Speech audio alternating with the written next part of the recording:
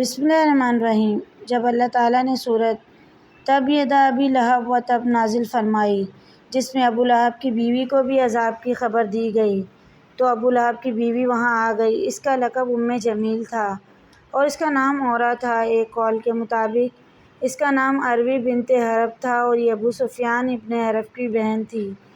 یہ چیختی چلاتی ہوئی اور ہامن دستہ کوٹنے کا پتھر ہاتھ میں لیے ہوئے حضرت صلی اللہ علیہ وآلہ وسلم کی طرف بڑھی۔ اس وقت آپ صلی اللہ علیہ وآلہ وسلم کے ساتھ حضرت ابوبکر صدیق رضی اللہ تعالیٰ عنہ بھی تھے۔ صدیق اکبر رضی اللہ تعالیٰ عنہ نے اس کو دیکھا تو حضرت صلی اللہ علیہ وسلم سے عرض کیا، یا رسول اللہ، یہ بہت زبان دراز عورت ہے، اگر آپ یہاں ٹھہرے تو آپ کو اس کی بد زبانی سے تکلیف ہوگی۔ آپ صلی اللہ علیہ وآلہ وسلم نے فرمایا، وہ مجھے نہیں دیکھ سکے گی۔ چنانچہ وہ عورت وہاں پہنچ کر حضرت ابوبکر صدیق رضی اللہ تعالیٰ عنہ سے کہنے لگی، اے ابوبکر، تمہارے دوست نے مجھے ذلیل کیا ہے، یعنی میری شان میں وہ بات کہی ہے جو قرآن پاک کی آیت کی صورت میں نازل ہوئی ہے۔ ایک روایت میں یہ الفاظ ہیں کہ تمہارے دوست کا کیا حال ہے جو شعر پڑھتے ہیں۔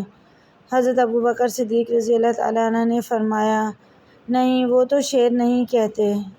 ایک اور روایت میں یہ الفاظ ہیں کہ نہیں، اس بیت اللہ کے رب کی قسم، انہوں نے تجھے ذلیل نہیں کیا، میرے دوست شاعر نہیں ہیں، وہ تو شعر کہنا ہی نہیں جانتے۔ اس نے کہا، میرے نزدیک تم جھوٹ نہیں بولتے۔ یہ کہہ کر وہ وہاں سے واپس ہوئی اور یہ کہتی جاتی تھی کہ قریش کے لوگ جانتے ہیں کہ میں ان کے سردار کی بیٹی ہوں۔ اس کا اشارہ تھا کہ میں عبد مناف کی بیٹی ہوں جو اس کے باپ کا دادا تھا، اور جس ہستی کا باپ عبد مناف جیسا معزز سردار رہا ہو، اس کے متعلق کوئی ایسی ویسی بات کہنے کی کسی کو جرأت نہیں ہونی چاہیے۔ غرض ابو لہب کی بیوی جمیل تو یہ کہتی ہوئی چلی گئی۔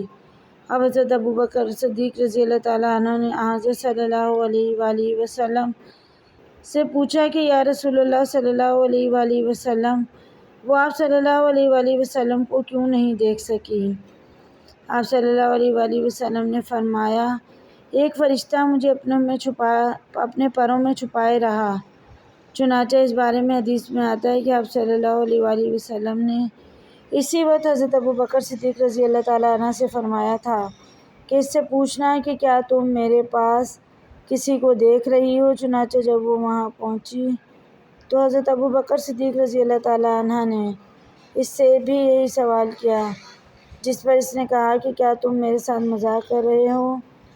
خدا کی قسم، تمہارے پاس کوئی بھی نہیں ہے۔ مزید ایسی ویڈیوز کے لیے چینل کو ضرور سبسکرائب کریں۔ ویڈیو پسند آئے تو لائک، شیئر، کمنٹ کیجیے۔